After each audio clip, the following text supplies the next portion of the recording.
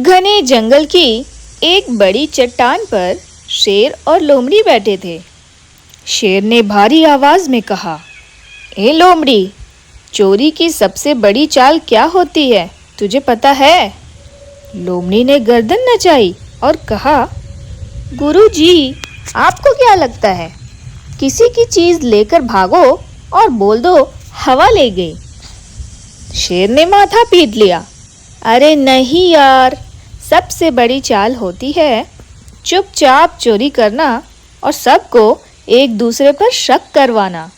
लोमड़ी आंखें मटकाते बोली, मतलब जैसे आप करते हो? शेर दहाड़ पड़ा, मेरे ऊपर इल्जाम लगाओगी? अभी तुझे जंगल में उछालता हूँ। लोमड़ी हंस दी, अरे गुरुजी, गुस्सा मत कीजिए ना, वरना आपकी दाढ़ी में आग लग जाएगी। शेर गुर्राया, आज की रात हम पता करेंगे कि असली चोर कौन है, गुरु चोर या चेले से भी बड़ा महाचोर। लोमड़ी की हंसी अटक गई और कहानी शुरू होती है इसी धमाकेदार लड़ाई से। चोरी की चोरियां और झगड़े की ठोरियां। कुछ दिनों से जंगल में बहुत अजीब सी चोरियां हो रही थी। बंदरों के पेड़ों से केले गायब, हिरणों की क्यारियों से ताजा पत्ते गायब और हाथियों के छिपाए फल भी गायब। यहाँ तक कि चिड़ियों के अंडे तक गायब हो रहे थे। सब सोच रहे थे, किसकी इतनी हिम्मत है? सबकी उंगली शेर और लोमड़ी पर जा रही थी, क्योंकि दोनों पहले भी कुछ न कुछ चोरी कर चुके थे। लेकिन इस बार दोनों एक दूसरे पर शक कर रहे थे। शेर और लोमड़ी की मीटिंग। लोमड़ी बोली, गुरुजी, जंगल वाले कह रहे हैं कि आप चोरी कर रहे हो। शेर दहाड़ा, मैं? तू खुद अपनी पूंछ में फल छुपाकर घूमती है और इल्जाम मुझ पर लगाती है।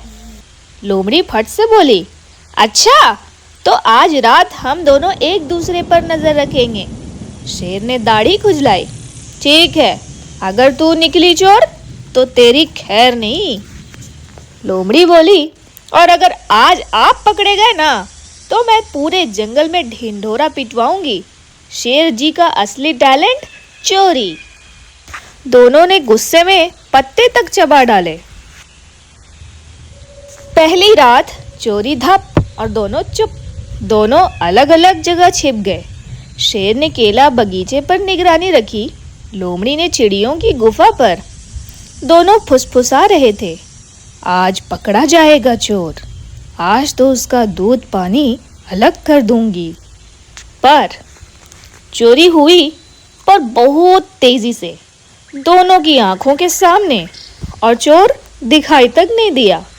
शेर चौंका, अरे मैं तो यहीं था। लोमड़ी चिल्लाई, और मैं भी। फिर चोरी हुई कैसे भाई? क्या चोर अदृश्य है? शेर गुर्राया, तू ही चोरी करके दूसरे पेड़ से उतर आई होगी, मुझे तो यही लगता है। लोमड़ी ने तमतमा कर कहा, गुरुजी, इतना तेजी से दौड़ना होता तो मैं चीता नहीं बन जाती। दोनों एक दूसरे को घूर रहे थे। तभी हूं की मूर्खतापूर्ण आवाज आई। मजेदार नया किरदार। एक मोटा सा उल्लू डाल पर फड़फड़ाता हुआ उतरा। नाम था बैगनू।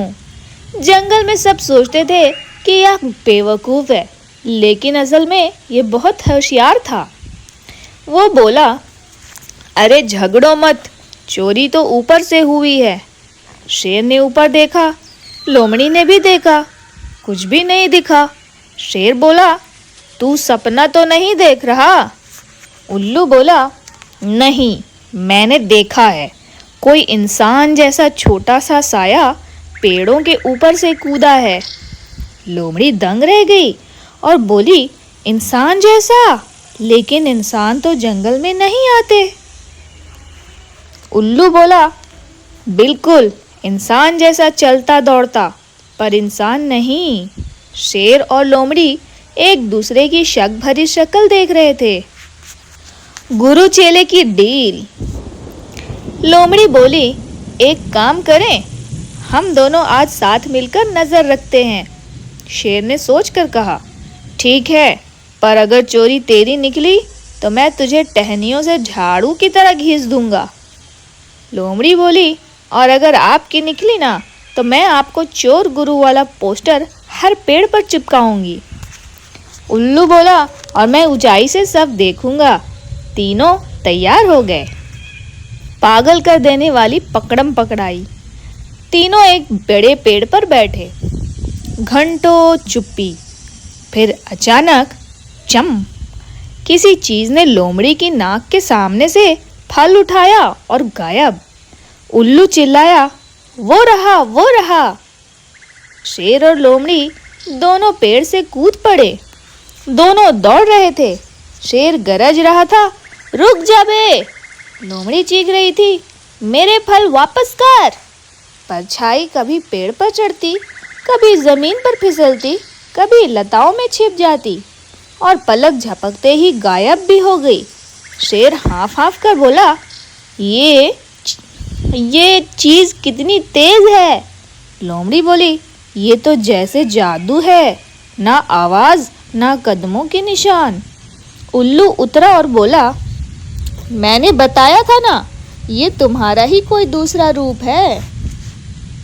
उल्लू का बड़ा खुलासा, तुम दोनों ही चोर हो। शेर दहाड़ा, ये क्या बकवास है। उल्लू बोला, तुम दोनों चोर हो पर तुम्हें खुद नहीं पता। लोमड़ी का दिमाग चकरा गया, हम दोनों कैसे? उल्लू बोला, तुम दोनों के जैसे ही दो और चेहरे जंगल में घूम रहे हैं। शेर बोला, मतलब हमारी नकल? उल्लू बोला, हाँ, तुम्हारी हूबहू नकल। दूसरा शेर, दूसरी लोमड़ी, जो इंसान सी चाल से पेड़ों पर भी चढ़ जाते हैं। दोनों के पैरों तले जमीन खिसक गई। लोमड़ी डरते हुए बोली, गुरुजी, अगर हमारी नकल करने वाले चोर घूम रहे हैं तो असली महाचोर कौन है? उल्लू मुस्कुराया, वही जिसकी गुफा इस चट्टान के पीछे है।